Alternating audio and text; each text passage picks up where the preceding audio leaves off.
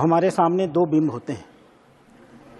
एक बिंब होता है भारत का, वो भारत जिसे हम अपनी माँ मानते हैं। हमारे शास्त्र जिसके बारे में कहते हैं माता भूमि पुत्रो हम पृथिव्यामा। हजारों साल पहले जिसके बारे में लिखा गया, उत्तरम यत् समुद्रस्य हिमाद्रस्तैव दक्षिणम वर्षम तद भारतम नाम भारती यत संतति। समुद्र के उत्तर में और हिमालय के दक्षिण में ये जो देश है इसे भारत कहते हैं, और हम भारत के पुत्र हैं, भारत के बच्चे हैं, और इसलिए भारतीय कहे जाते हैं। दूसरा बिंब होता है हमारे प्रधानमंत्री का।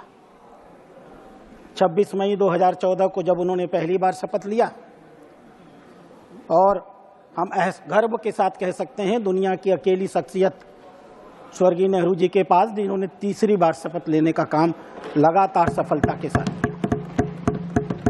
माननीय मंत्री प्रधानमंत्री जी जब शपथ ले रहे थे तो दो प्रकार की शपथ ले रहे थे। एक संवैधानिक शपथ जो इस देश के महामहिम से राष्ट्रपति दिलवा रहे थे, एक दूसरी भी शपथ उसी समय वो ले रहे थे। मैं अगर प्रधानमंत्री बना हूं तो मेरे काम करने की दृष्टि क्या होगी, मेरी आर्थिक नीतियां क्या होंगी। और वह शपथ उन्हें नरेंद्र नाम का एक दूसरा नौजवान दिला रहा था। नाम था नरेंद्रनाथ दत्त विवेकानंद। विवेकानंद बोल रहे थे और माननीय प्रधानमंत्री में मन में ही उनके शब्दों को दोहरा रहे थे। प्रधानमंत्री कह रहे थे, मैं नहीं भूलूंगा कि मेरा विवाह, कि मेरी संपत्ति, कि मेरा जीवन मेरे व्यक्तिगत भोग विलास के लिए या इंद्रिय सुखों के लिए हुआ है, मेरे व्यक्तिगत सुख के लिए हुआ है। मैं नहीं भूलूंगा कि मेरा यह समाज उस विराट महामाया की एक छाया मात्र है। मैं नहीं भूलूंगा भारत के जितने भी नागरिक हैं, अशिक्षित हों, गरीब हों, दलित हों, पिछड़े हों, मैं भारतवासी हूं और ये सारे नागरिक भारतवासी हैं, हमारे परिवार के सदस्य हैं। इनका सुख और दुख हमारा और सुख और दुख होगा।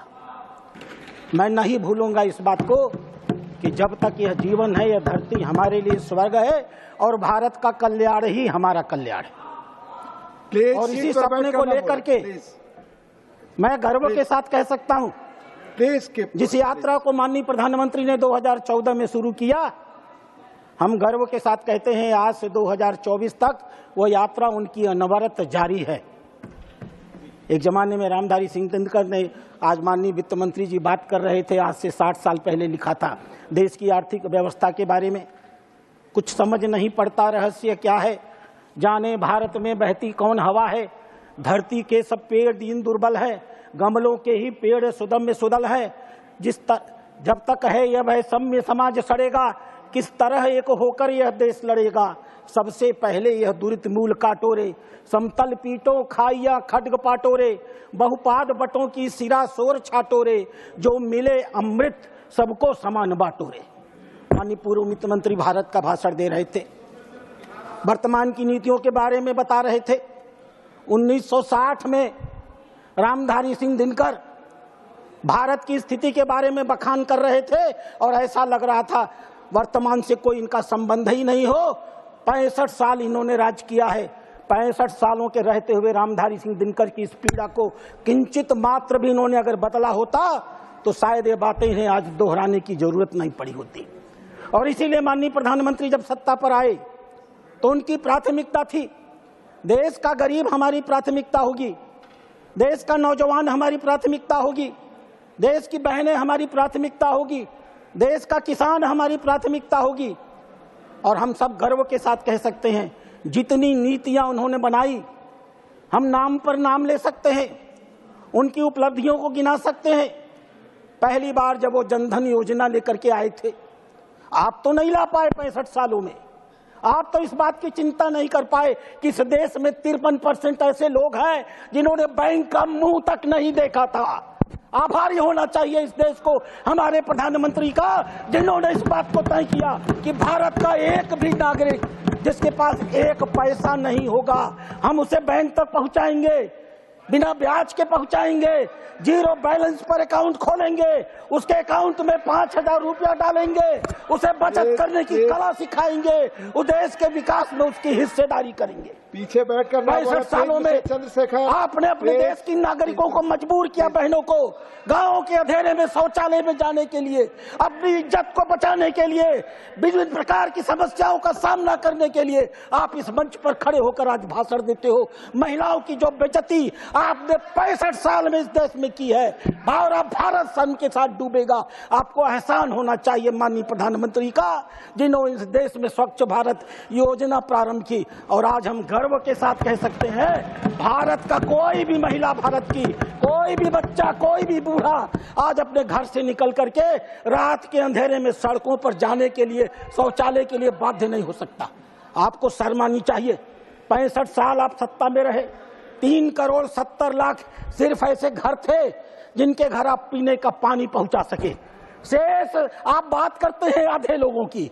आप 140 करोड़ की जनसंख्या बताते हैं, 140 में 3,70,00,000 घरों को आपने पीने का पानी पहुंचाया था। आपको आभारी होना चाहिए हमारे प्रधानमंत्री का, जिन्होंने शुरू किया जल जीवन मिशन, जिनके नेतृत्व में आज हम गर्व के साथ कह सकते हैं 14 करोड़ घरों में हमने पीने का पानी पहुंचाने का काम किया।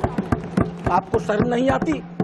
इस देश की 90% जनसंख्या इलाज नहीं करा पाती थी, चिकित्सा तक उसकी पहुंच नहीं होती थी, इलाज कराने में वह गरीबी रेखा के नीचे चली जाती थी, उसके घर बिक जाते थे, उसकी जमीनें बिक जाती थी।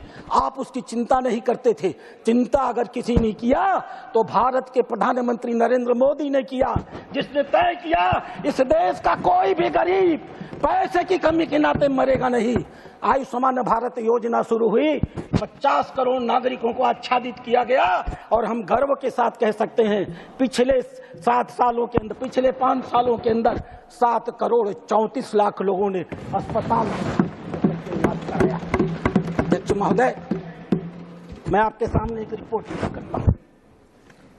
यह रिपोर्ट है स्टैंडर्ड ऑफ पुअर की। चुनाव जब चल रहा था, चुनाव का निर्णय आने वाला था, 29 मई को यह रिपोर्ट आई थी। यह छोटी मोटी संस्था नहीं है, पूर्व वित्त मंत्री इसको नकार नहीं सकते।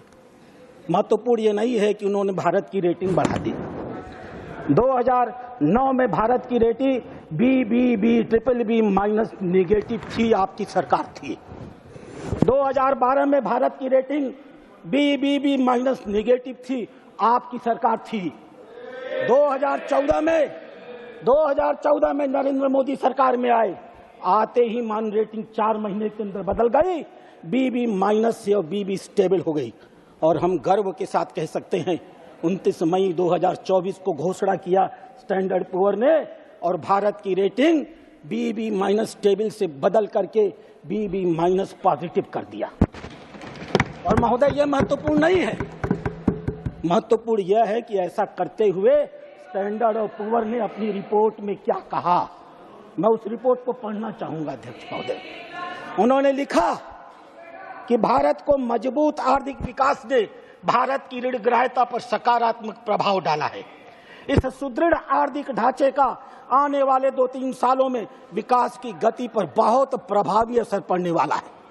उन्होंने लिखा, सरकार ने अपने खर्चे के स्वरूप और उसके वितरण को पूरी तरह से बदल दिया है, और बढ़ता हुआ हिस्सा अवस्थापना विकास पर खर्च किया जा रहा है। आने वाले समय में यह भारत की जड़ता को समाप्त कर देगा और भारत को विकास की बहुत ऊंचाइयों पर लेकर के जाएगा। उन्होंने लिखा, लगातार नीतिगत स्थायित्व से, गहराते हुए आर्थिक सुधारों से और उच्च दर के अवस्थापना सुविधाओं के निवेश से भारत लंबे समय तक विकास की संभावनाओं को बनाते रहेगा। भारत की अर्थव्यवस्था, पहला तमाचा जो आपके ऊपर है, जो आरोप हम लोगों के ऊपर आप लगाते हैं, उस कंपनी ने लिखा, भारत की अर्थव्यवस्था ने कोविड की आपदा के बाद बहुत प्रभावशाली ढंग से वापसी की है। पिछले 3 सालों में भारत के वास्तविक आर्थिक विकास की दर और सकल घरेलू उत्पादन का क्षेत्र में सर्वाधिक 8.1% की औसत से वृद्धि हुआ है। भारत एशिया पैसिफिक क्षेत्र में सीट पर बैठकर बात न करें। सर्वाधिक विकासशील है। अपनी और सीटों हमें पर जाओ विश्वास है प्लीज। कि आने वाले 3 सालों में यह विकास की दिशा और गति बनी रहेगी।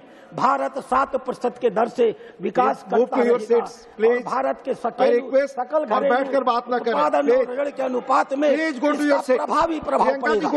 अध्यक्ष महोदय, दूसरा तमाचा इनकी गाल पर मारा है स्टैंडर्ड और पुअर्स ने, और लिखा, यह उनके शब्द हैं, वर्ष 2024-25 में मोदी सरकार ने अवस्थापना के विकास में 11,00,000 करोड़ रुपए खर्च किए हैं, अर्थात जीडीपी का 3.4